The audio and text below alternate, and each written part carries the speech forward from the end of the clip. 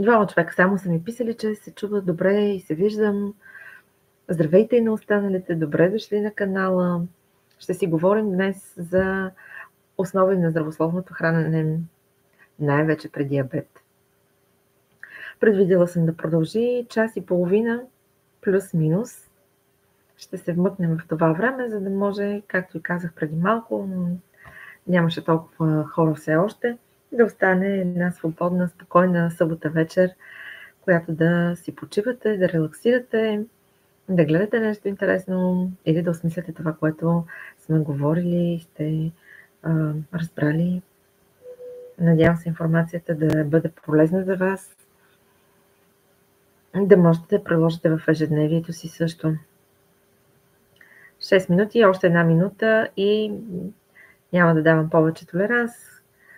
Всеки, който последва линка, може да се включи по всяко време. Добре дошли сте, не е нужно одобрение, така че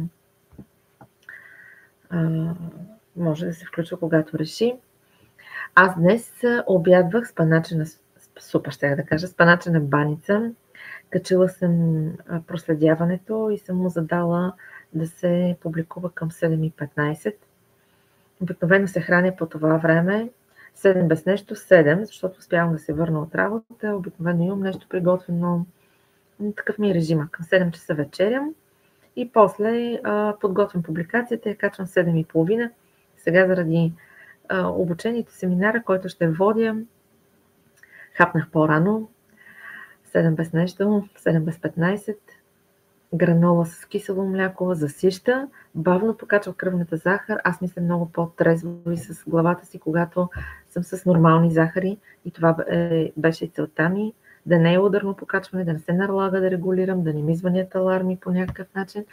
Понеже не съм си сложила инсулин, разчитам, че ядките с 2 лъжици кисело мляко ще поддържат една стабилна кръвна захар.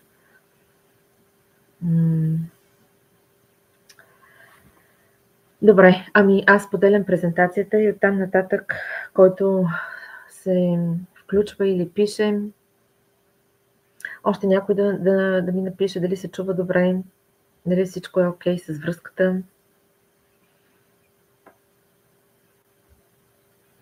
Няма желащи, може би се срамувате. Добре, друг път ще си общуваме с диалог. Сега нещата в този канал. Някой ми даде палче, добре, значи всичко е наред. Ако случайно се провали връзката, надявам се да ми сигнализирате по някакъв начин.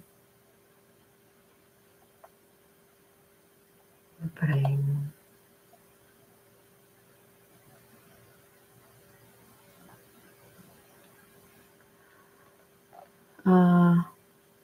Така, сега трябва да споделя екран. Ето го. Ето е презентацията "Основи на здравословното хранене при диабет". И сега в този момент аз вече спирам да виждам екрана и чата и се надявам наистина вие да виждате презентацията. За съжаление нямам никой познат, който би могъл да ми пише дали всичко е наред. Може би в следващия път ще си имам едно на ум. И понеже стана 7:10, най-добре е да продължаваме напред. Така, слайдовете са само 10, но информацията е много повече. Опитах се да я синтезирам. Надявам се най-важните неща да ви ги споделя. Какво е здравословно хранене? Първо да разгледаме защо е толкова важно и значимо за нашето здраве. Здравословното хранене включва консумация на разнообразни и пълноценни храни, които ни дават енергия, сила и са натоварени с полезни вещества. Тоест, те не дават само засищане. Не е нужно само да напълним стомаха си и да спрем усещането за глад чрез ситост, но е необходимо да приемем определени вещества, които са полезни за нашето здраве. Говоря за витамини, минерали, микронутриенти, по-късно ще ги засегнем отново, както и протеини, въглехидрат, колкото и да бъде наш враг. Така че здравословното хранене не е просто една диета, която трябва да се следва, а е определен режим на живот, начин на живот, който включва разнообразни неща. Баланс между въглехидрати, протеини и мазнини, това е изключително важно за нас, диабетиците, като при нас въглехидрат трябва да бъде в по-малко количество за сметка на протеините и мазнините. В много други диети това не е така и там има едно по-добро съотношение, въглехидрата дори малко взима превес, но при нас, както казвам, това е недопустимо, нещата са обърнати. Не е необходимо обаче въглехидрата да бъде изцяло изключен от храната. Достатъчно прием на фибри, витамини, минерали, ограничаване на преработени храни, трансмазнини, добавени захари, бързи захари, както и хидратация и правилен режим на движение. Имам по-скоро предвид движение под формата на спорт. Ако спортът не е вашето нещо, може да вървите повече през деня, така че да изразходвате въглехидрата, който се натрупва, а изобщо движението е полезно и за сърдечно-съдовата система. Какви са основните принципи на балансирано хранене? Здравословното хранене почива на няколко основни принципа, които е добре да спазваме. Едно от тях е разнообразие. Аз тук обаче обичам да казвам разнообразно, еднообразно. Защо е тази тавтология и този оксиморон, който се взаимоизключва? Защото под разнообразие визирам, че трябва да съществува хранения, които съдържат протеини, мазнини, малко количество въглехидрат, белтъци, които са богати на витамини и на минерали, но в същото време е еднообразно, защото не е необходимо едно хранене да представлява една такава бомба от храни, които са приготвени по различен начин, минали многократна термична обработка, наблъскани с бързи въглехидрати, с много мазнини, първо запържени, после печени, после направени някаква друга термична обработка и които съдържат, как да кажа, преувеличавам 20 000 вещества. Топени сирена, пък не знам какви сосове, пък брашно, което е запържено, пък още многостъпкови менюта, които затормозяват ензимите и веществата в организма. Това просто не правите добра услуга на храносмилателната си система. Една от причините да се повишава кръвната захар е точно това. Объркването на ензимите вътре. Не случайно, когато ви изследват, освен стандартните изследвания, които вече знаете, гликиран хемоглобин, кръвна захар, може кръвно-захарен профил да се направи, С-пептиди, инсулин и така нататък, често се изследват и асат и алат. Това са чернодробни ензими, които подпомагат храносмилането. И ако има дисбаланс в тях, значи нещо не е окей с храносмилателните ензими и храносмилателния тракт, въпреки че са чернодробни ензими. Друг принцип на балансираното хранене е модерация. Тук визирам избягване на прекомерна консумация на определени храни, които са натоварени с много захари, това разбира се за нас е изключено, много сол, в храни, които са пакетирани, вакуумирани, замразени, консервирани. Има много сол, защото тя се използва и като консерватор. И се води скрита сол, защото не можете да я определите като количество. Така че едно такова менажиране или изключване на тези храни задължително при хора с диабет е много по-добре, отколкото прекомерната им употреба, честа употреба. Просто трябва да бъдат изключени от ежедневната ви меню. Редовност. Храната трябва да бъде разпределена в рамките на деня и да има балансирано хранене, закуска, обяд и вечеря с някакви междинни хранения. По този начин се избягва прекомерното хранене, големите порции, преяждането, стоенето цял ден гладен и после на вечеря хранене, цялото количество храна, което през деня не сте яли. Имайте предвид, че храносмилателната система действа с време закъснение, ако мога така да го нарека.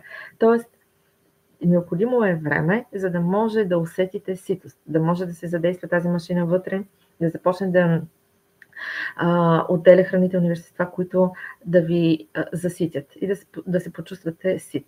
Затова, ако сте много гладни, обикновено се минава в другата крайност – преяждане. Не можете да усетите кога да спрете. Или пък имате си порция, на мен ми се е случвало по някаква причина, закъснея час и половина с обяда си, аз вече изпитвам доста силен глад, знам каква порция трябва да си направя за хранене, правя си я, хапвам си я, приключваме и аз продължавам да изпитвам глад.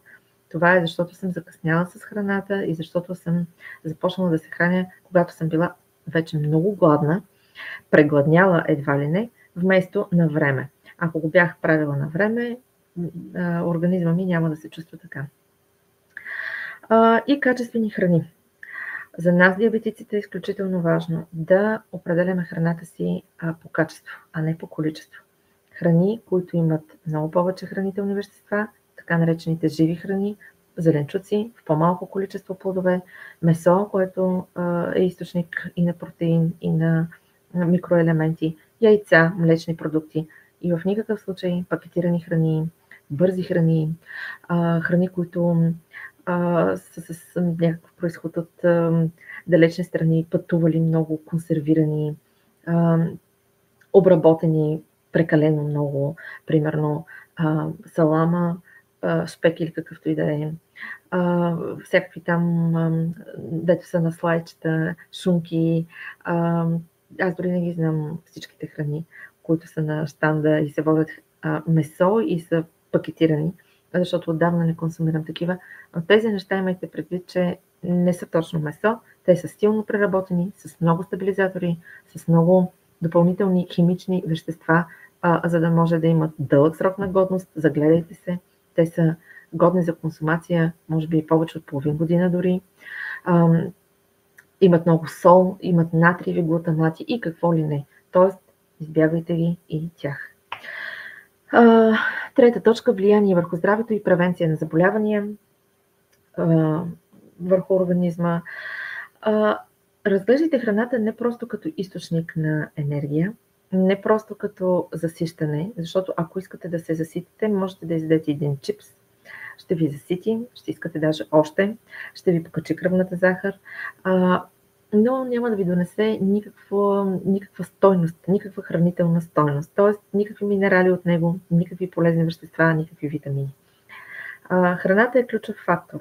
Тя може да бъде лекарство, може да бъде и да ви доведе до болест, както в случая при нас. Не очаквайте начина, по който да водите същият начин на живот, който ви е довел до заболяването. Или искате някакво оздравяване, трябва да се променят хранителните навици.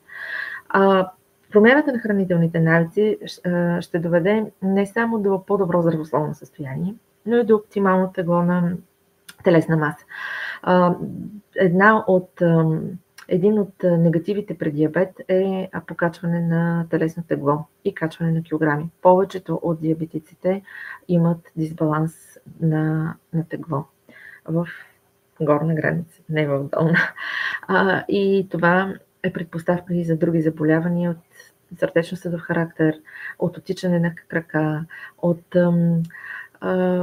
най-вече сърдечно-съдови заболявания. Може да настъпят и неврологични.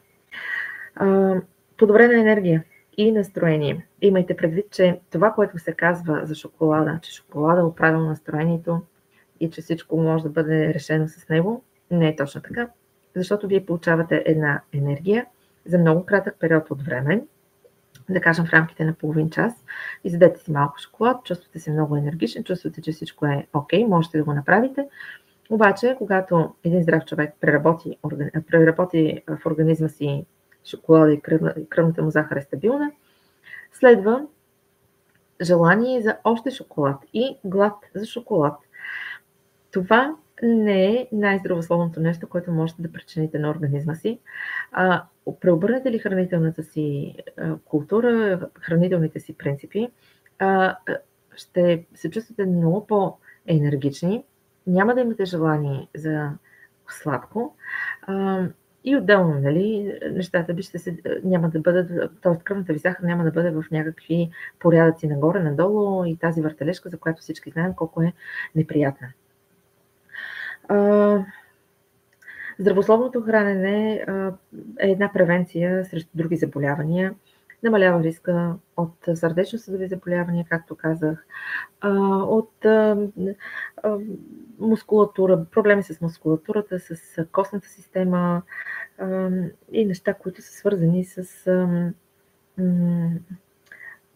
с напредването на възрастта, с някои видове рак. Не знам дали знаете, но когато онкоболни се лекуват, терапията им изключва захар, бързи захари, защото в сладка среда много повече се делят бактериите и болните клетки. Т.е. те се хранят от това и деленето им пораства значително и по-ускорено, отколкото ако средата не е сладка. Така че онкоболните също избягват захарта. Следващият слайд разглежда основни хранителни вещества и тяхната роля. Както знаете, може и да не знаете, може да го научавате сега, това няма нищо лошо.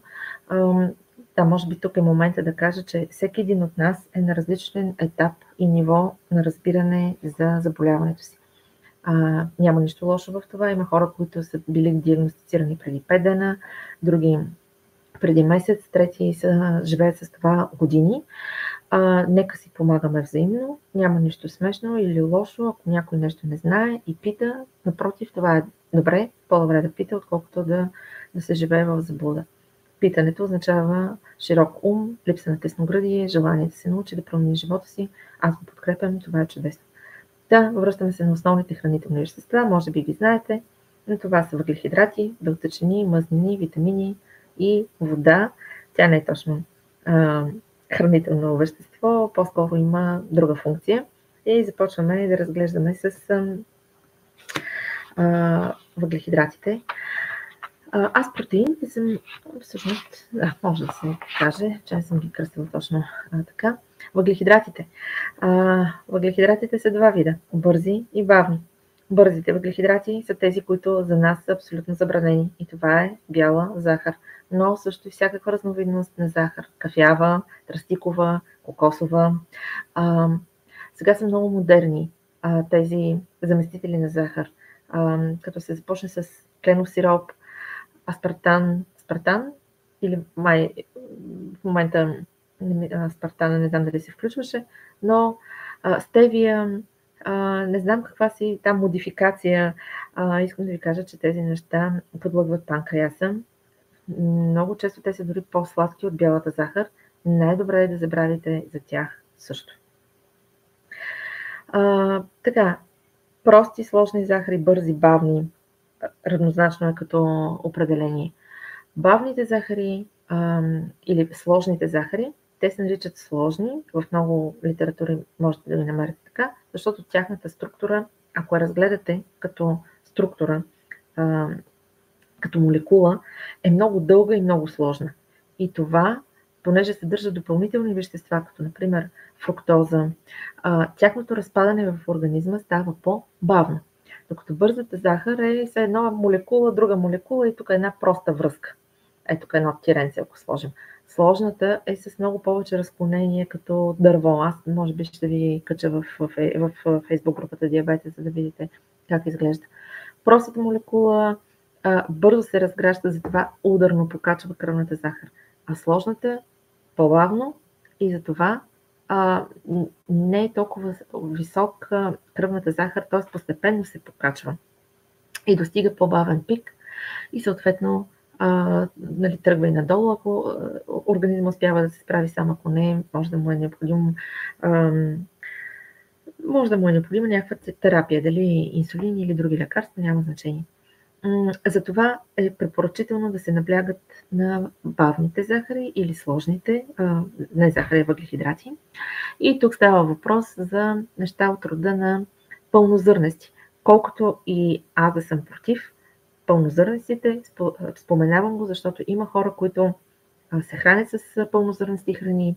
Окей, ако за тях това е добре, аз не застъпвам тази гледна точка, тази философия и за мен пълнозърнестите храни също трябва да бъдат избягвани, но към пълнозърнести храни тук говорим за примерно просол, някои видове пшеница, хляба, разбира се, е пълнозърнест, но аз пак казвам, не съм привърженик, булгур, какво друго, ечемик може да се намери, лимеца, това са все разновидности на пшеничните култури. Те се водят бавни. Но бялото брашно, това, което аз виждам по сензора и всеки път, когато реша, че ще си хапна половин филийка хляб, е просто ударно покачване. Не мога да регулирам, дето се казва, 2 дни. Малко по-късно ще поговорим и за това. Също, бобови култури, боб, леща, нахут, грах. Те са чудесен източник, освен като въглехидрат и на протеини, на растителен протеин. И засищат също така, бавно се отделят се обработват от организма, съответно бавно покачват кръвната захар. Много зеленчуци, повечето зеленчуци също имат въглехидрати, за съжаление. Плодовете всички. Но много по-добре плод, отколкото бърза захар. Нещо опаковано в целофан, вафла, бисквитка и така нататък. Понеже много хора сигурно ще кажат, ама това са крайности. Наскоро слушах интервю на професор Найденова, ако не се лъжа и не бъркам името. Много ми хареса нейния начин на изказване. Тя каза така: няма нищо забранено при диабета, стига то да е под формата на деликатес. Тоест, може да си хапнете бисквитка или малко парче торта или ако искате дори една тулумбичка. Но това да се случва като изключение. Веднъж на 3, 4, 5 месеца, примерно, за рождения ви ден, за Коледа. Окей, но не всеки ден, не през ден, не през 2 дена, защото тогава абсолютно всичко се нарушава. Така, препоръчителни източници на въглехидратите, да, вече ги казах, просто си гледам записките, пълнозърнести храни, зеленчуци, бобови култури, плодове. И вредните са, разбира се, рафинираната захар, бялото брашно, подсладените напитки. Моля ви, не дейте да консумирате газирани напитки, подсладени напитки, сокове, които уж са някакви сокове, а те реално са само захари и бегло съдържание на плода, от който идват. Гликемичният индекс, с някой наскоро си говорих. Много е ценно да познавате гликемичният индекс на храната. Това е скоростта, с която храната се разгражда от организма и повлиява на кръвната захар. Има гликемичен индекс в 3 нива, ниско, средно и високо. Придържайте се към ниското, от време на време към средното и избягвайте високите гликемични индекси, защото трудно ще свалите кръвната си захар. Има много таблички в интернет. Публикувала съм в групата няколко пъти. Можете да ги потърсите, можете да си направите настолна или да си записвате в тефтер, докато ги научите и после вече ще знаете, че примерно авокадото е с почти 0 гликемичен индекс. За сметка на, например, динята, която е с много висок гликемичен индекс и още на 10-та минута вече кръвната ви захар ще е скочила с доста единици, в зависимост от това колко количество сте погълнали. Белтъчини, кръстила съм ги белтъчини, с това се изненадах вместо протеини, защото аз предпочитам повече протеини, но както и да е. Протеинът е градивният материал на организма, на мускулите, на кожата, на хормоните и ензимите. И са изключително важни.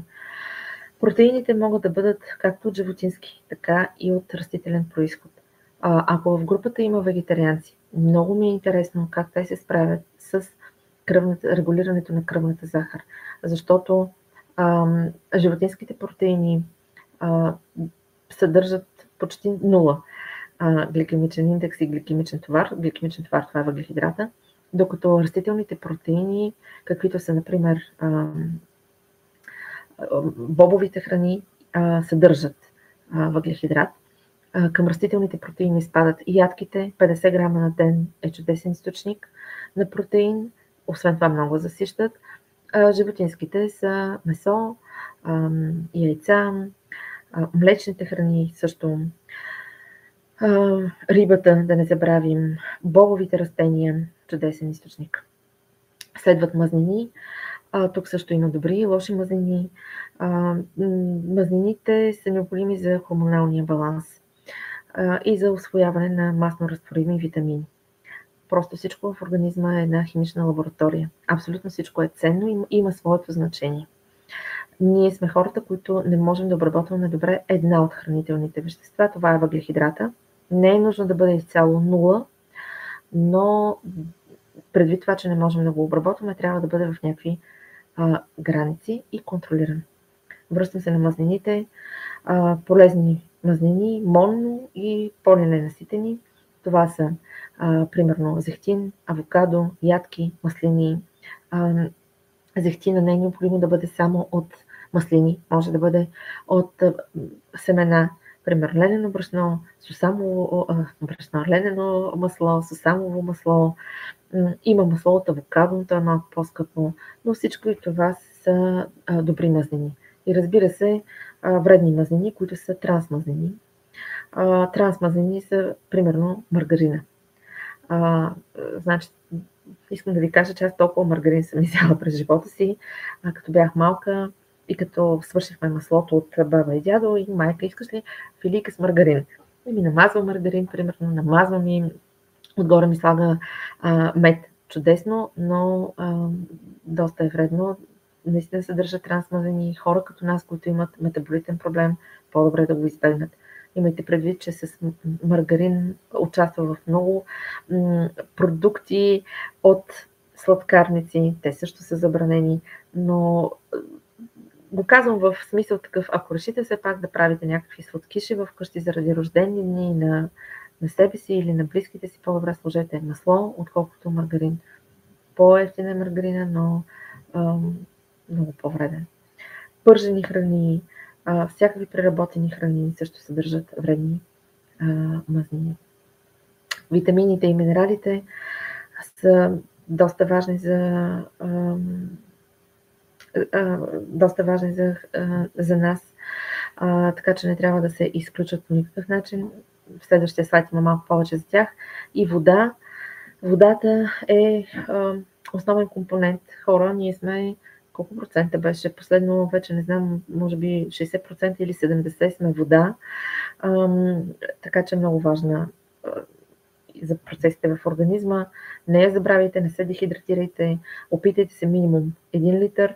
Ако имате възможност, пресметнете си телесна маса, има си формула, какво количество вода е добре да изпивате. Слагайте една чаша отгоре, когато е лято, защото когато е горещо се потим, губим вода много повече. И продължаваме към следващия слайд. Само пак да се върна, защото аз съм се записала и за микронутриентите. Аз знам, че имам и по-надолу. Това са витамини и минерали. Витамините са много важни за нас, не само за хората с диабет, и изобщо. И най-важните и най-ценните са витамин А, Б, Д, като Б е Б комплекс, има много бета, А, Б, С, Д и Е, разбира се. Витамин А подобрява зрението. Много от хората с диабет в един момент започват да имат проблеми с очите. Знаете защо е така, ще го повторя пак. Страдат най-много очите, краката, сърцето и бъбреците при диабетиците, защото там се намират най-малките клетки, най-малките,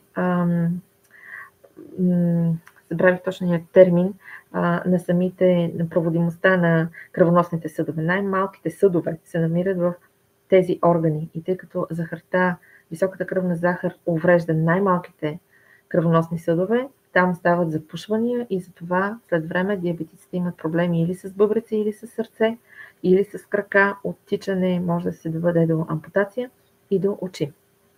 Така че приема на витамин А през храна или витамини също е окей.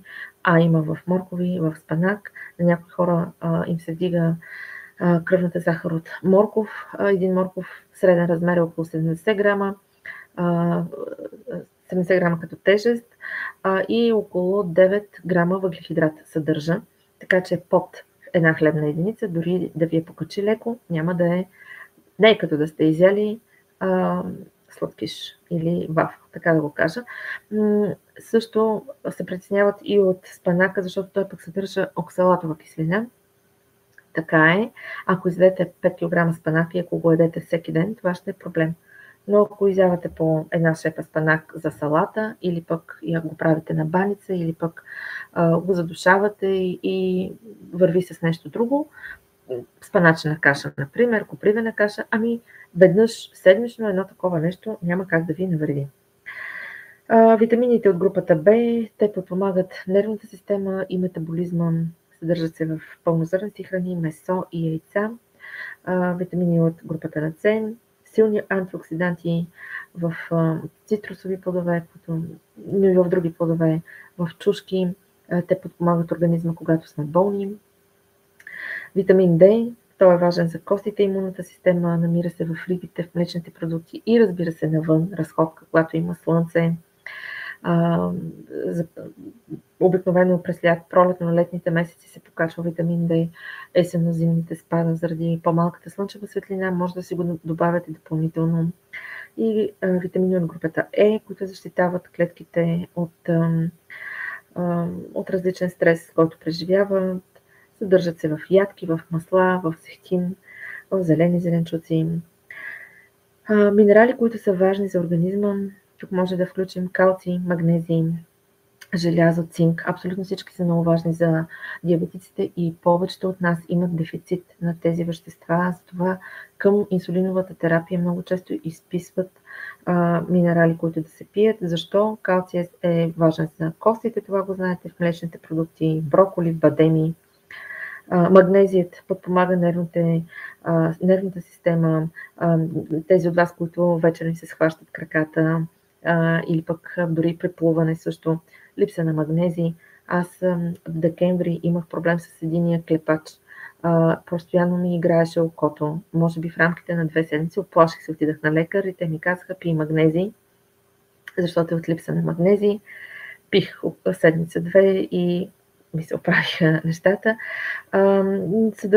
Съдържат се още в ядки, в спанак, в пълнозърнести храни.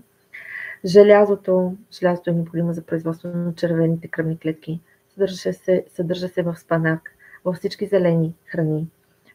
Коприва, левурда, лапът, бобови растения, червеното месо.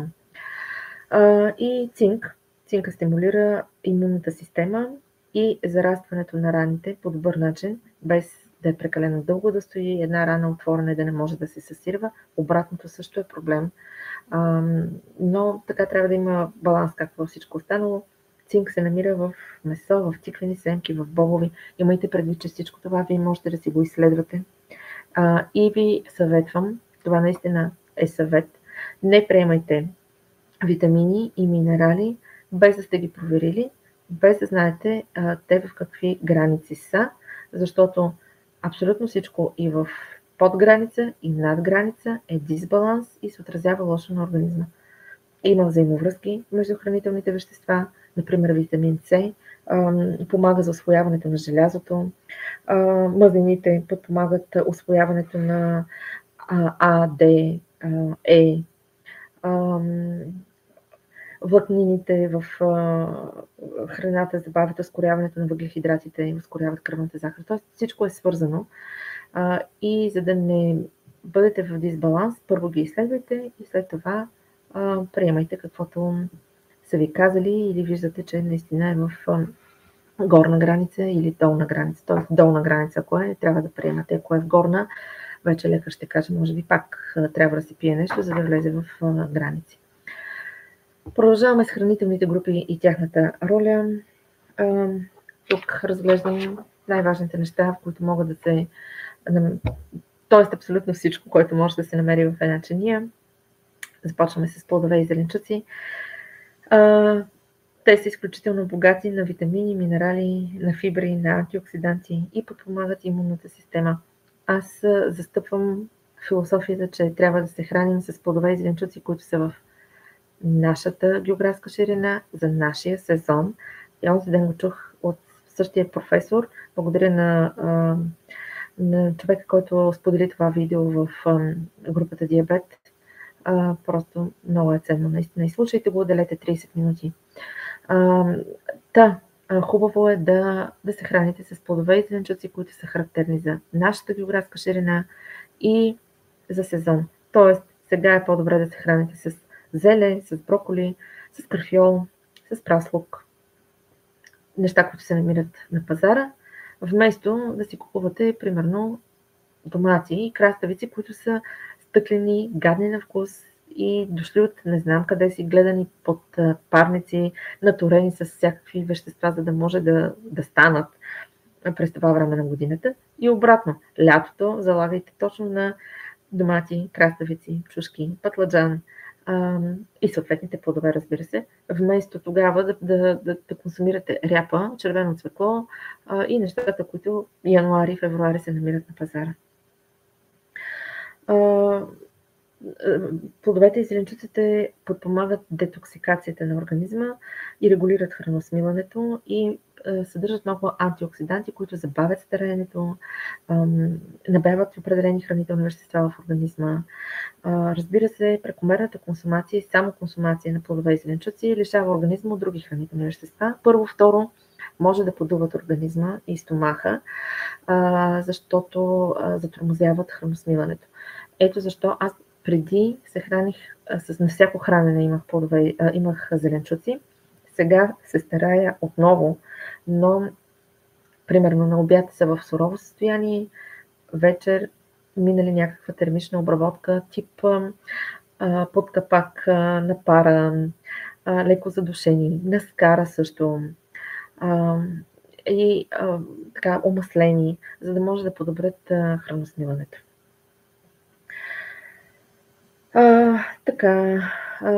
Следващото са зърнени и бобови храни.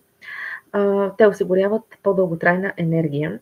Както вече ги коментирахме, по-бавно се разграждат от организма, нямат този ударен въглехидрат, който ще ви покачи захарите моментално на 5-та минута, както шоколада или някаква вафличка.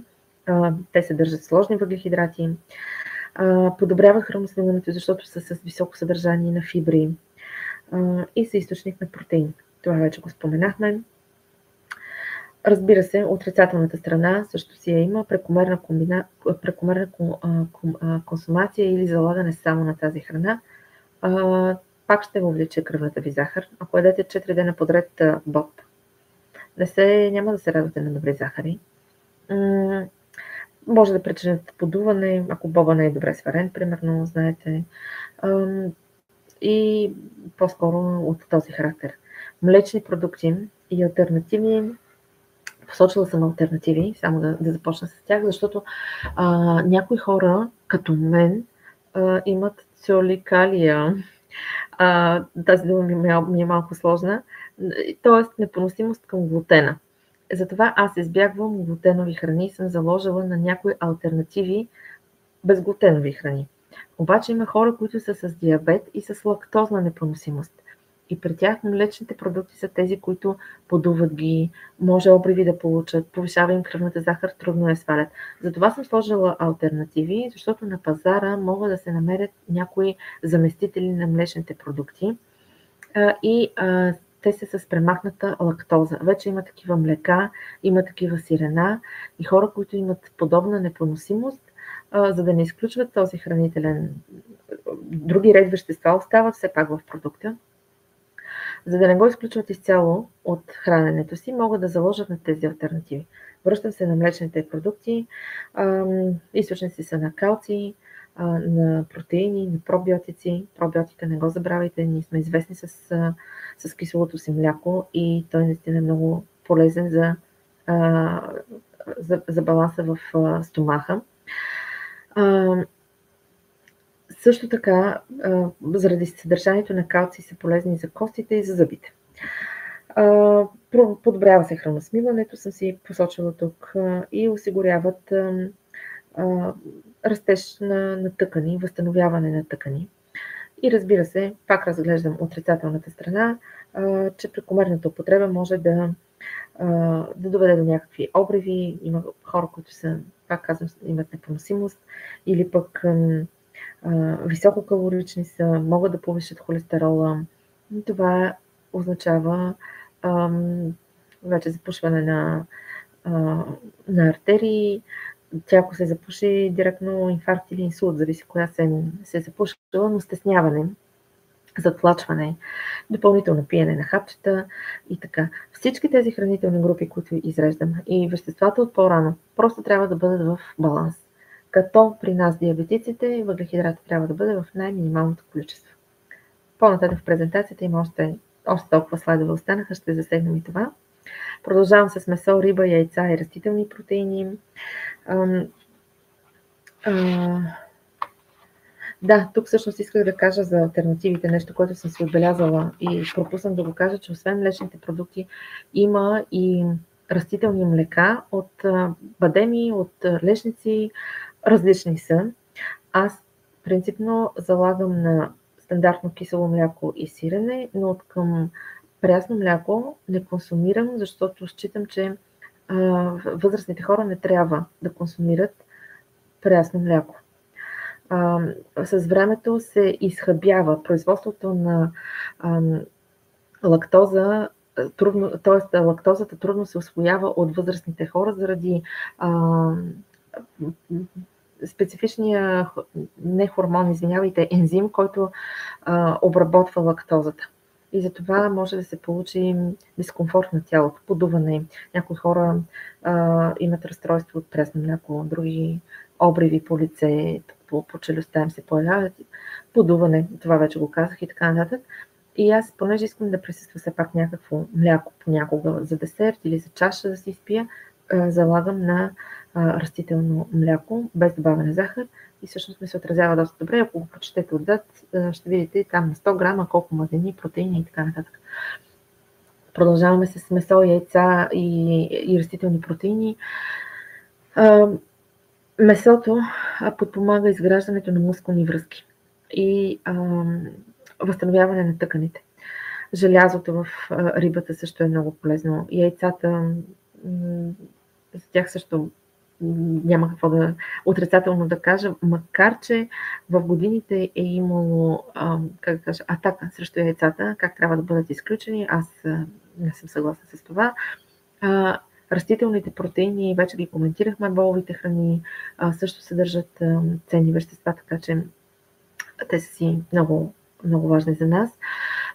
Пак апелирам, ако има вегетарианци в групата или в момента в презентацията, би ми било интересно как те поддържат захарите си без наличието на месо и изобщо цялостната си здраве.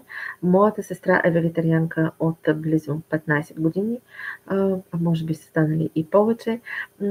Тя се чувства добре, залага на растителни протеини, самата и структура е такава, че не изпитвам нужда от месо. Периодичните изследвания са добре, но има хора, на които пък вегетарианството не се отразява по този начин и всъщност много зависи наистина от цялостната вашата химична лаборатория, имам предвид вашето тяло. За диабетика месото е добро. Бяло месо, пилешкото месо е добро. Аз знам, че то е най-доброто месо за диабетика, обаче се притеснявам от антибиотиците и веществата, с които инжектират птиците и самото месо. Така че консумирам, но не толкова често. Бяло месо също и внимавам откъде си го закупувам. Аз хапвам най-често чисто свинско месо. Телешко също си купувам. Риба. Опитвам се веднъж седмично. Ако пропусна една седмица, на следващата седмица задължително имам ден, в който е само с риба. Яйца също консумирам поне 4 седмично, защото по двойка. Понякога с мишмаша, ми друг път съм казвал, ми е едно от най-редовните хранения. Бързо става и засища и не повишава кръвната захар, незначително. често само на омлет или в някакъв друг продукт участва яйце. Не ги изключвайте. Да, прекомерна комбинация зависи качеството на месото, както и наличието на мазнини в месото. Тоест, ако не е бяло месо, а такова шарено, може да повиши холестерола след време. Разбира се, това няма да стане хапнали сте шарено месо 2 пъти седмично и край на следващата седмица холестерола ви вече е висок. Говорим за системна употреба, системна прекомерна употреба на такъв тип месо. Всичко това, което казвам, може би е тук мястото да го кажа, преценете си го от вашите съпътстващи негативни, не точно заболявания, а състояния. Както казах, има хора, които имат лактозна непоносимост, други като мен имат непоносимост към глутен, трети пък не могат да се хранят с месо, заради наличието на в момента ми избяга от ума заболяване, което не разрешава употребата на месо. То е също много неприятно. Ами тогава, освен въглехидрата, който трябва да бъде така рестриктиран, се налага и друга група хранително вещество да бъде ограничено, но не е изцяло изключено. И продължаваме към мазнини и масла. Тук съм сложила, говорим за зехтин на маслините, кокосово масло, авокадо, ядки, ленено семе, рибено масло, което е много полезно за понижаване на холестерола, за поддържане на цялостното здраве. Мазнините могат да бъдат полезни мазнини, ненаситени, които намаляват риска от сърдечно-съдови заболявания и осигуряват по-дълготрайна енергия. Има обаче наситени и трансмазнини, които вече са вредни. Точно там е разликата, когато ви изследвате холестерола, има добър и лош и се вижда какъв е баланса на тези мазнини в организма. Ако лошият е прекомерно висок или извън граници, референтни стойности, това означава, че сте попрекалили точно с трансмазнини, с наситени мазнини. Имайте предвид, че някои храни в зависимост от тяхната как се обработват, могат от добри да се превърнат в лоши. Примерно при пържене това се случва, затова вместо пържене може да се ползва задушаване. Ще стигнем и до там. Трябва да се движа май по-скоростно, но аз като започна да говоря, мога да говоря с часове. Следващия слайд. Разглеждаме. Така, вече след като сте се запознали с основни хранителни вещества и групи, можем да разгледаме какво включва един здравословен хранителен режим и как разпределението на храненията през деня всъщност оказва значение. Важно е да има баланс между храненията и междинните закуски. Препоръчително е, навсякъде така го препоръчват, аз ще ви кажа и от моя опит, да има закуска, обяд и вечеря и поне едно междинно хранене, като между всяко едно от тях е добре да има поне 3 часа, ако не и повече хранене, часове разлика. Храненията, редовното хранене, и преди малко го споменах, поддържа, т.е. подпомага по-доброто поддържане на кръвна захар и на нейните нива. Няма го това люшкане, спад, примерно, на кръвната захар, изпитване на много силен глад, после сядане, преяждане и тя кръвната захар се покачва рязко и после биеш инсулини или пък почваш да пиеш хапчета, за да се намали и пак така и тая въртележка, тя много изморява организма. Който не е имал хипергликемия, хипогликемия, пак хипергликемия, не могат да ме разберат, примерно, познати, на които съм им казвала как това нещо повлиява на мен като на организма ми. Доспива ми се, чувствам си краката тежки. Не мога да мисля правилно, да функционира мозъка ми. На мен когнитивните ми функции западат, внимание, изостреност именно на вниманието. Аз понякога боравя с цифри, почвам да ги обръщам, не мога да разбера какво трябва да направя. И всичко това чувстваш една умора, тежест в краката, точно защото тя първо е била 10, после ти регулираш с инсулин, става 3,5 или 4, после оплашваш се, защото е станала пада под 4 и хапваш нещо, за да я качиш половин парченце шоколад или там едно парченце шоколад, малко захар, тя пак се изстрелва. Айде пак и пак. И тази въртележка е просто брутална, буквално. И за да няма нещо такова, за да не изпитваш глад, вече да трепелиш, е най-добре наистина да има закуска, обяд и вечеря. Аз от година и половина скипвам закуската, защото моят организъм се чувства така по-добре. Аз се събуждам сутрин и не изпитвам глад.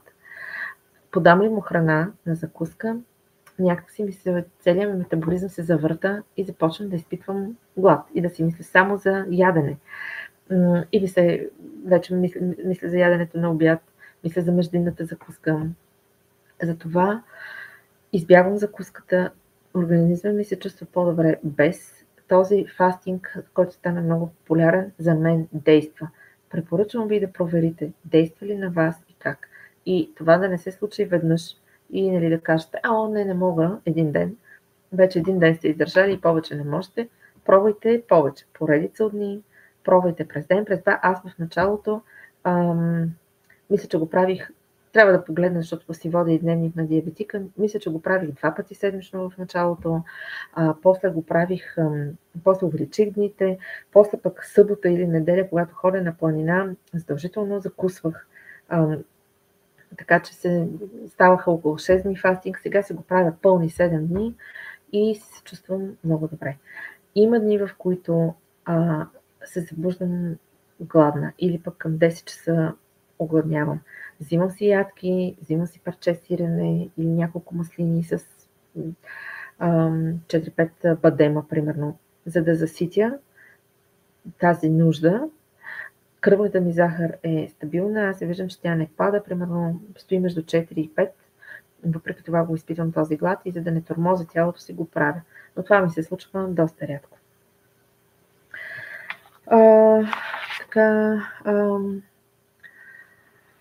Какво да се включи за една закуска? Тук ще включим храните, които могат да бъдат са позволени. За закуска е много подходяща мазнината закуска. Авокадо с сирене.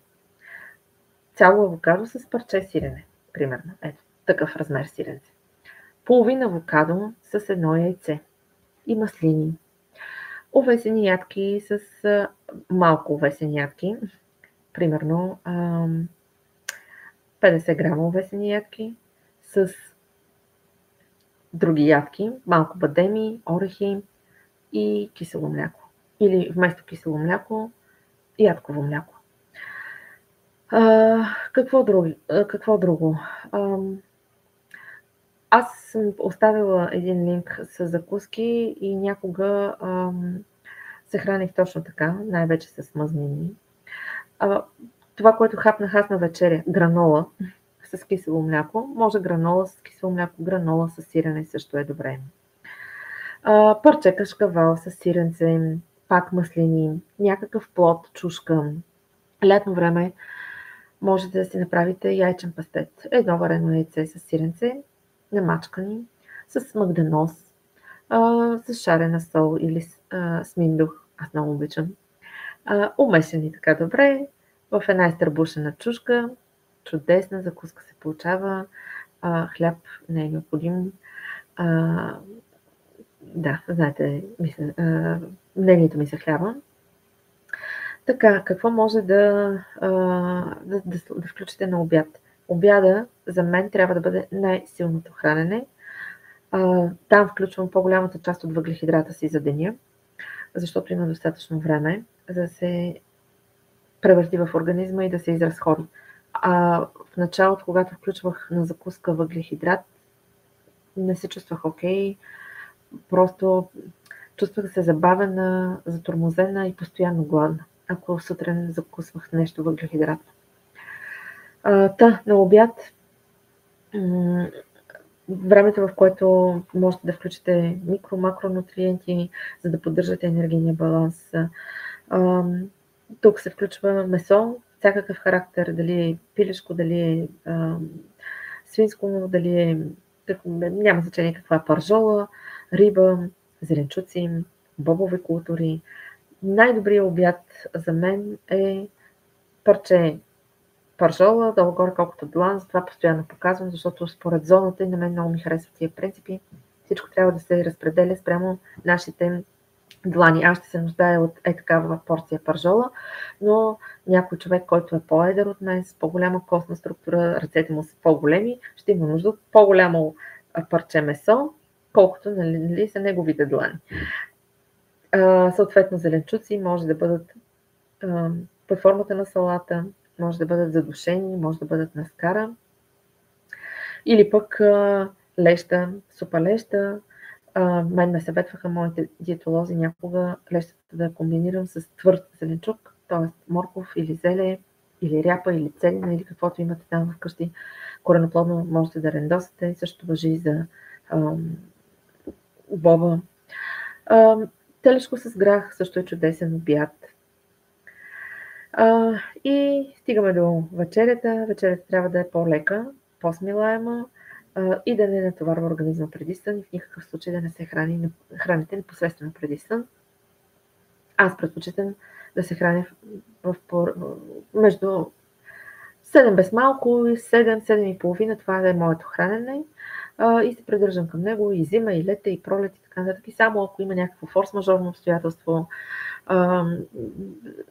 ми се измества вечерята. Но вечерята трябва да бъде лека, лесно смилаема. Тук могат да бъдат леки протеини от типа на риба, малко парче риба, или пък яйца, или пък извара с ядки, примерно.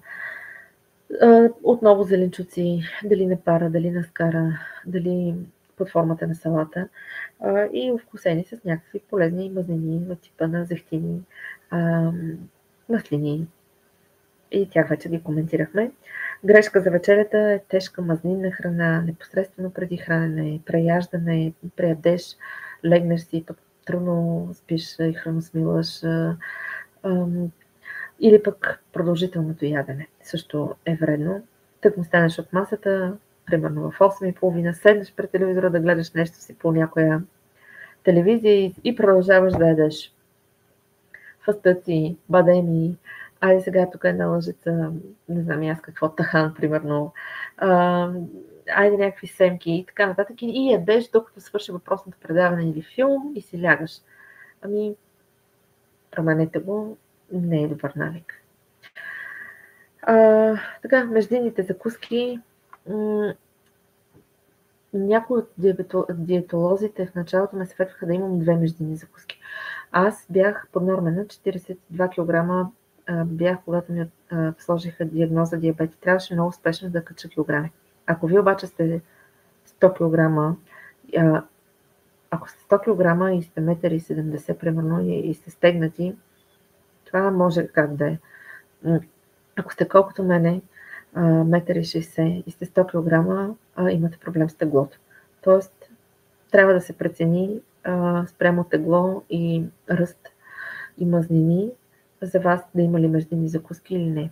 Както съм казвала и други постове, има значение порцията, има значение и отношение спрямо това дали ще задържате тегло, дали ще покачвате тегло или ще го сваляте. Междинните закуски могат да бъдат 2 преди обяд към 10. Ако пък закусвате към 9:30, няма да имате междинна закуска, защото ако обядвате в 1, няма време да се разгради храна. И следобедна закуска, аз в момента съм само с следобедна закуска. Тя обикновено ми е между 3,5 и 4. И може да бъде шепа ядки. Ядки с кисело мляко. Ядки с някакъв плод. Може да бъде само плод. Може да бъде хумус с някакви пълнозърнести крекери, които сте си направили, т.е. не пълнозърнести, ами крекери от семена. Има и такива рецепти, които съм ви оставила. Някакви зеленчукови пръчици, зеленчукови мъфини, които сте си направили. Лъжичка тахан. Много обичам лъжичка тахан да си взимам. Чаша растително мляко. От този характер. Малка, която да ви засити. За мен, макар че и зимата имам, но лятото са ми по-голямо количество следобедните закуски, защото денят е много дълъг. И понякога не успявам към 7 да вечерям, защото съм излязла някъде на разходка след работа. И примерно 8 и половина вечерям. То е още светло, има време за лягане, денят е дълъг и просто заради много дългия ден тялото има нужда от повече храна. Макар че в най-големите горещини пък не ти се яде и това го има. Следвайте вашия ритъм. Как да изградим наш персонален хранителен режим?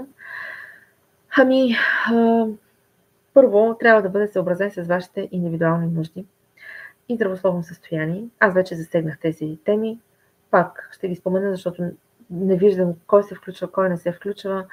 Но ако имате глутенова непоносимост, имате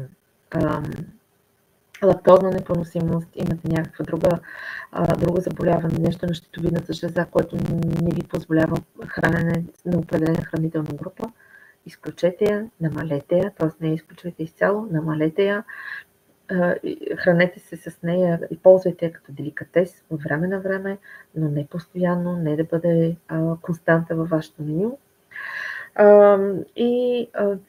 Много зависи от физическата активност, която имате през деня.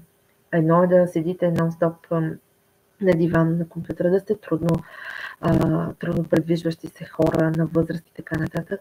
И познавам хора, които са с диабет и които спортуват много, всеки ден в фитнес и много по-висока, имат нужда малко от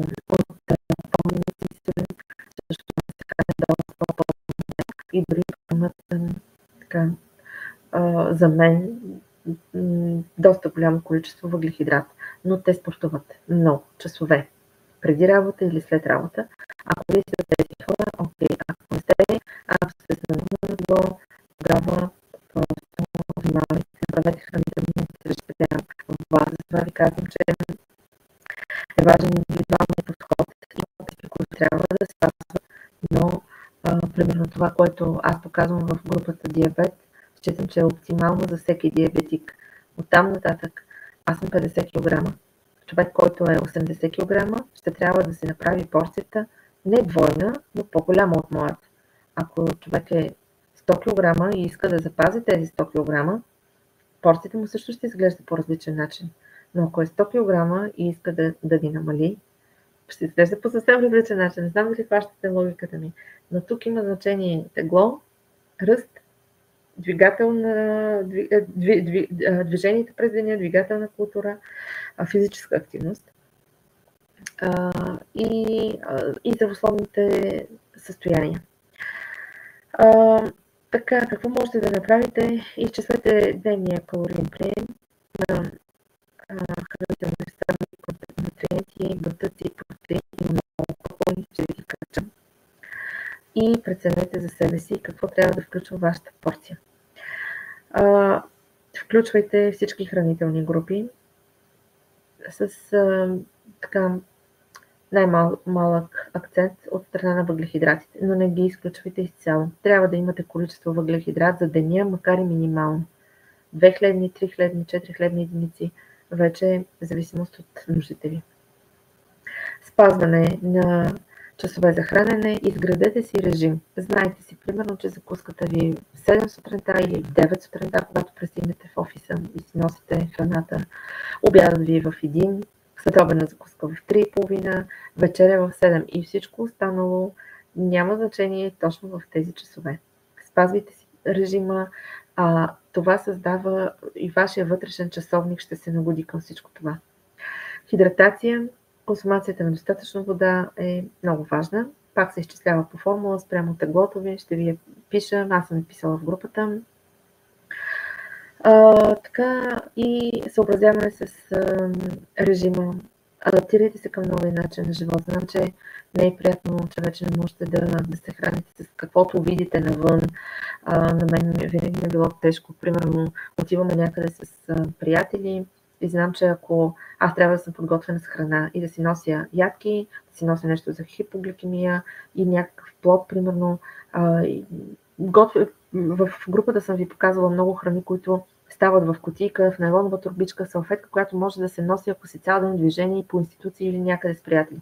За разлика от тях, които гладни са, отиват в най-близката лавка и си взимат, въобще не го препоръчвам, дори и здравите хора не трябва да го правят, пък за нас въобще, круасан, вафла или каквото и да е.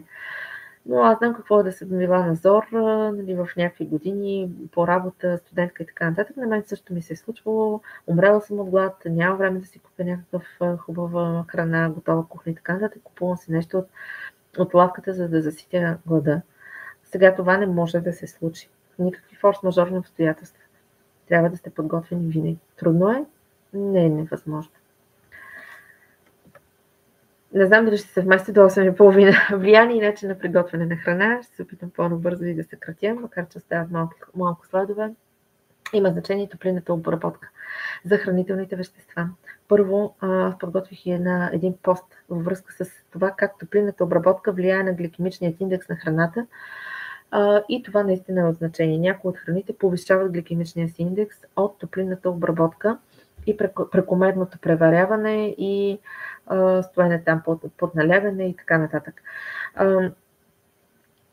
Някои от храните нямат нужда от толкова топлинна обработка, защото можем да ги ядем сурови. Примерно една супа, месото трябва да е добре сготвено. Това не важи за месо. Месото винаги трябва да е добре приготвено. Но всичко останало, моркови, лук, всякакъв зеленчук, ние можем да го ядем суров. Не е необходимо да бъде преварен, пюриран, разкашкан, то да не се види кое е морков, кое е целина, кое какво е. Нека останат малко по-твърди. Нека да има усилие да ги издъвквате. Това е добре както за дъвкателната мускулатура, така и после, както казах, за скоростта, с която те ще се влеят в организма. Прекомерната топлинна обработка разрушава тези структури на сложните въглехидрати, опростява ги и накрая гликемичният им индекс, а и това се увеличава. Разбира се, витамините, които се губят при термична обработка, особено витамините от групата В, те са много чувствителни към топла вода и към варене. Същото и към С е чувствителен и към температура и към кислород. Антиоксиданти, те се разрушават също при висока температура, като изключително гликоген на термичната обработка на домата улеснява неговата обработка после пък от организма. Така че за домата до някъде е добре. И минералите, калций, магнезий, цинк също се разтварят във водата при варене. Затова бульоните пък са ценни, защото имат точно такива минерали, които са разтворени във водата. Какво трябва да знаем тук? Готвим на умерена температура за по-кратко време, минимално количество вода при варене и може да се използват по-щадящи начини, за да се запазят хранителните вещества, като например задушаване. Каква е разликата между задушаване и пържене? При пърженето нагорещяваме мазнината, тя вече се свърши и така казва едно фъш, едно такова и ти трябва дори да бягаш, така да се отстранен, за да не те на пръста с мазнината. Това е пържене в висока температура, високо загрята мазнина. Какво е задушаване? Слагаш мазнина на тигана, слагаш продукта, морков, там и чушка и лук, примерно. Едновременно мазнината с продуктите ги слагаш на котлона и ги слагаш на ниска температура под капак, а може и с малко вода. Това е задушаване.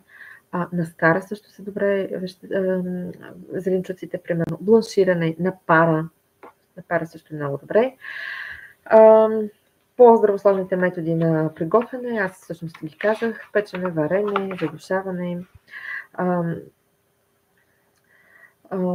Печенето пак на по-бавна скара или бавен котлон позволява на самите вещества да се разгърнат, дори вкусово да се разгърнат, като по-богати стават вкусовете. Гриловане подходящо е за месо, за риба, за зеленчуци, без прегаряне, без изгаряне, без такова черно да става отгоре. Готвенето на пара е едно от най-добрите методи за запазване на витамините. Вредни методи, Пържене, прекомерно обработване, това вече го казах, така че прескачам нататък. Време, четене на етикети. Аз исках да направя подобно, не подобно, а такова обучение за четене на етикети, защото много хора разчитат етикетите само въглехидрати, мазнини, белтъци и до там. То има доста повече особености. Така, какво трябва да знаем? Разглеждайки етикета отзад, трябва да видим какви калории съдържа, какви мазнини, въглехидрати, протеини, витамини и минерали. И трябва да имаме разбирането каква е нашата дневна доза, не исках да използвам, но дневно количество, което трябва да приемем от тези вещества. И това пак има значение нашата субективна структура на организма и субективни нужди, в зависимост от тегло и физическа активност и ръст. Порцията на етикетите често е по-малко от реално консумираното количество. Обърнете внимание, че понякога е отбелязано 100 грама на вещество. За 100 грама са тези вещества, а самия продукт може да бъде 40 грама или пък може да бъде 200 грама. За щастие, все повече виждам, че има такива изчисления и за по-малко или за повече грама количество, което е хубаво, но все пак четете внимателно. Трябва да разберем от самия етикет какви са мазнините, дали са наситени, ненаситени, трансмазнини.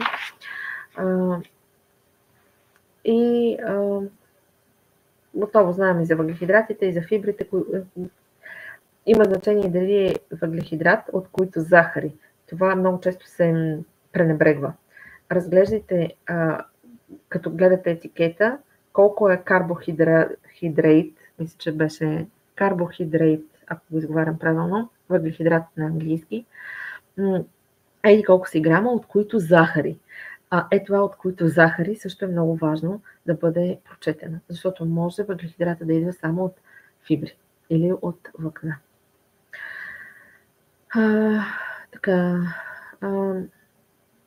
Как да разпознаваме скритите захари и добавки? Захарите могат да бъдат под много имена: глюкоза, фруктоза, царевичен сироп, меласа, стевия и така нататък. Това е въглехидрат. Скритите добавки, да ви кажа, те са толкова много и с сини ситни буквички. Тук се включват всякакви консерванти, осветители, натриев глутамат, който повишава апетита. Това ви е много вкусно, като изядете един чипс, защото има натриев глутамат. Той повишава апетит. Искаш още един пакет, искаш трети и така нататък. Можете да ги проверявате в интернет. Най-добре е да имате някаква минимална култура по четенето им. Тези скритите добавки имат и негативна страна. Натриевия глутамат може да доведе до главоболие, до обриви. Изкуствените посладители като аспартам също, или до повишаване на кръвна захар. И най-лошото е високата кръвна захар, която рано или късно води до някакви вторични заболявания. Избирайте по-здравословните алтернативи. Това вече го говорихме, затова даже ще го прескоча, само да не съм си отбелязала нещо, което да ви кажа, но с две думи: храни, които са натурални източници. Научете се да предпочитате да изядете една ябълка, парче тиква, купичка ягоди, половин круша, половин праскова. Казвам половин, защото аз по половин праскови хапвам. Една кайсия. Тоест от този характер предпочитете плод пред нещо сладко и опаковано. Чести митове за храненето. Тук съм извела няколко, които аз самата съм чувала от различни хора в групата, или пък дори от познати, които не се интересуват толкова от здравословно хранене или нямат проблеми и не са стигнали до там. Мазнините са вредни за здравето. Преди години имаше една такава акция срещу мазнините. и много хора вярват, че трябва да се избягват напълно, че не трябва да са включени, че заради тях качват килограми. В действителност мазнините са много важни за организма, както казахме, те са ненаситени, наситени и трансмазнини, така че придържайте се към ненаситените мазнини. Затова има добър и лош холестерол. Проверете си го. Преработените храни са единственият виновник за затлъстяването. Не, виновни са, но не само тях. Много зависи съдържанието на калории, добавени захари и мазнини в която и да е храна. Така че е важен калорийния прием за деня. Ако той надвишава ходенето и движението и спорта, е проблем. Ако долу-горе са изравнени, като прием и изразходване, тогава ще има задържане на теглото. Хората с по-малко калории, храната с по-малко калории е винаги по-здравословна. Това също е мит, тъй като не и всички калории са равни. Например, 100 калории от плодове и зеленчуци ще ни дадат много повече хранителна стойност, витамини и минерали, отколкото 100 калории от преработена захар, фастфуд и някакви, пак казвам, опаковани храни. Качеството на калориите е толкова важно, колкото и количеството. Соковете от плодове са здравословни. Не, моля ви, не консумирайте смутита и пюрирани храни, пюрирани плодове и така нататък, защото ударно покачват кръвната захар. По-добре я изгризете тая ябълка, отколкото да я правите на смути. И някъде в някакви видеа ги бях казала тези неща. Не можете да изядете толкова плодове, колкото можете да изпиете. Те ще ви направят фреш от 5 портокала и това направо ще ви разбие кръвните захари. Всичко, което е дисбаланс, е вредно. Освен това в соковете, не искам да цитирам марки, но които и да са сокове там в големите хранителни вериги, можете да видите колко консерванти има, захари, те са с 1 година срок на годност. На какъв е този сок? Айде, направете си сок от ябълка вкъщи и да видим колко дни ще издържи. Ще издържи ли 6 месеца? На третия ден вече ще е проблемна. Така че не се заслужава. Всеки трябва да пие 8 чаши вода на ден. Това до някъде също е мит. Водата е много хубаво нещо, трябва да я има, трябва да съществува, не трябва да сте дехидратирани, пийте вода.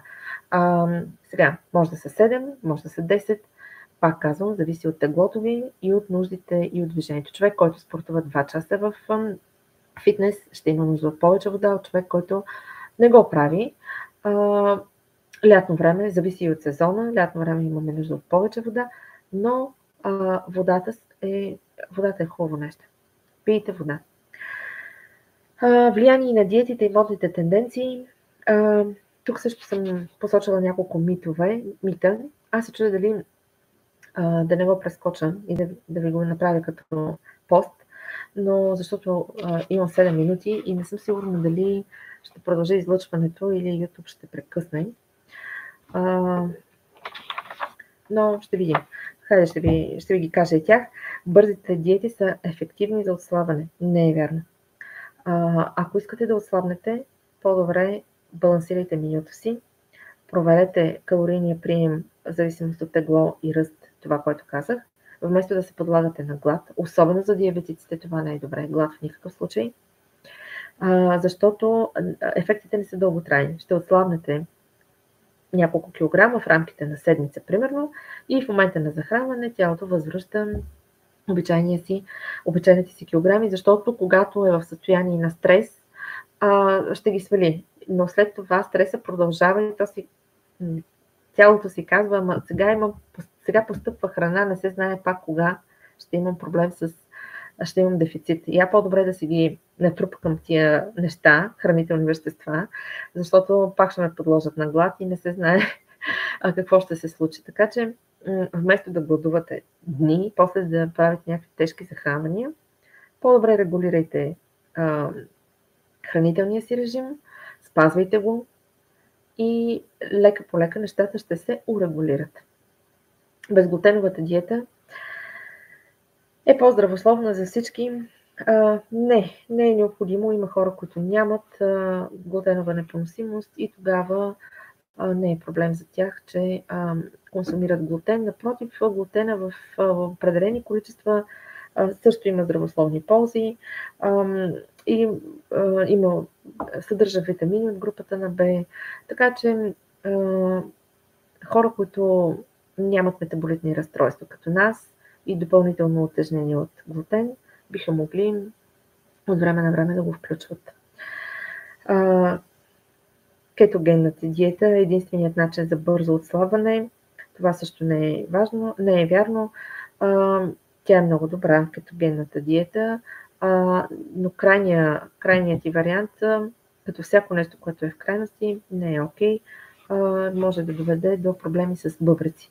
Затова може да се придържате към кето, аз също, нисковъглехидратно хранене, кето хранене, но имам определен брой хранителни единици, които приемам, хлебни единици, които приемам за деня, и това е така минимално количество, което за мен е необходимо. Веганската диета е по-здравословна. Те разчитат на това, че се хранят само без мазнини. Вече казахме, че мазнините също са полезни. Всяко хапване след 18 часа води до напълняване. Не, но до умора на тялото. Сега за нас диабетиците, ако сте гладни в 10 часа, не е добре да си легнете гладни. Просто внимавайте какво хапвате. 4-5 бадема или орехчета. Малко парче сиренце с няколко маслинки. Не преяждане, не ядене като вечеря, като основно хранене. Просто да не си легнете гладни, за да изпаднете в хипогликемия. Хранене в 7, 7,5, 8 не е проблем, освен ако си легнете в 8,5. Или не е навик.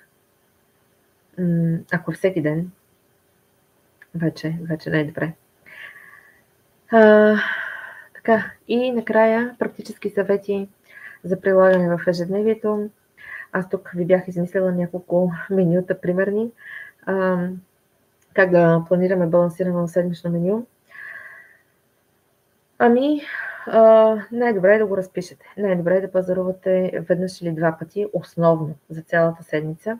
Седнете, напишете си го или го пишете на клавиатура, както ви е удобно, на телефон, кой както му е удобно, но някакъв план. По този начин ще видите нагледно какво и как да си го направите. Не се изхвърлят хранителни продукти, които са станали не точно излишни, но залежават в хладилника и използват се само за едно хранене и така нататък. Тоест ще имате структура. Примерно, ако, както аз вчера включих в менюто си на худ, днес си го направих на хумус и утре ще го използвам в планината, за да си го хапна. Тоест употребявам едно нещо в няколко хранения. Когато имате планиране, ще можете да го обмислите. Достатъчно въглехидрати имам, достатъчно протеини или достатъчно хранителните вещества. Ще имате някаква по-генерална идея. Или отивате в магазин, купувате пилешко месо или цяло пиле и знаете, че ще сготвите супа, плюс примерно пиле с зеле. И това ви е решението за 2 дни.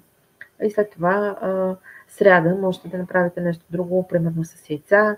Един от дните да бъде с повече млечни храни. Сега няколко. Аз ще спра презентацията, за да видя дали ще ни изхвърли YouTube. Виждам ви. Здравейте отново. Така. Няколко примера за седмично меню. Примерно, закуска. Овесени ядки с други ядки. Разтворено във вода. Топла вода. Чудесна закуска. Обяд. Киноа с пилешки гърди и печени зеленчуци. Вечеря. Супа леща с зеленчуци. Друг ден. Закуска. Яйца на очи с морков на пръчици. Обяд. Печено свинско с киноа и салата. Вечеря. Аз тук нещо съм се объркала, но защото има печено свинско, бихте могли да повторите отново свинско с салата. Друг ден. Закуска авокадо с сирене. Обяд риба на скара с броколи и други зеленчуци. Вечеря супа, зеленаш или зеленчуци. И в общи линии така няколко примера исках да ви дам. Аз всъщност доста съм приготвила още, но не знам дали няма да ни изхвърли, а ми се искаше да има време и за някакви въпроси. Така че бих могла да ви ги напиша. Мисля, че това е всичко, което исках да ви кажа. Поддържайте себе си по възможно най-добрия начин. Грижете се за себе си. Помислете за менюто си. Ако имате нужда от помощ, посетете диетолог, за да го изгради. Четете, развивайте се, дръжте съзнанието си отворено, бъдете отворени към всякакви идеи и ги проверете за себе си, дали работят или не. Имате ли някакви въпроси? Нещо дали ви интересува това, което казах? Има ли нещо, което не се изясни и искате да поговорим пак за него, или имате някакъв конкретен въпрос? Никой не пише.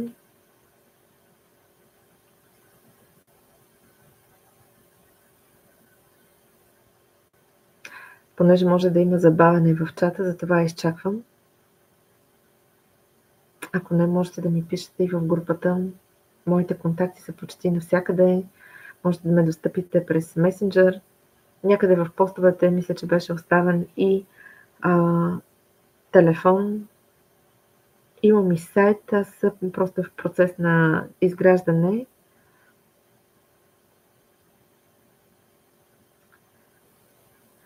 Благодаря, Виктория. Аз също. Надявам се да е било полезно за вас и за всички. Добре, мили хора, оставям ви. Пожелавам ви спокойна събота вечер, хубави захари и надявам се скоро да се видим отново. Довиждане!